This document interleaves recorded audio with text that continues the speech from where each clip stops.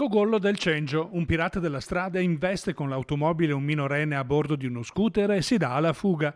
È stato però rintracciato grazie alle segnalazioni di 7 testimoni, alcuni dei quali lo hanno inseguito. L'incidente è accaduto poco prima della mezzanotte di sabato sulla provinciale 350 in direzione Piovene Rocchette.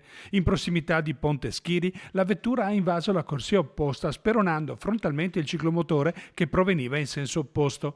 Fortunatamente il conducente, un minore di Arsiero, rotolando sull'asfalto, non ha riportato ferite gravi. È stato soccorso da alcuni automobilisti ed è stato ricoverato all'ospedale di Sant'Orso.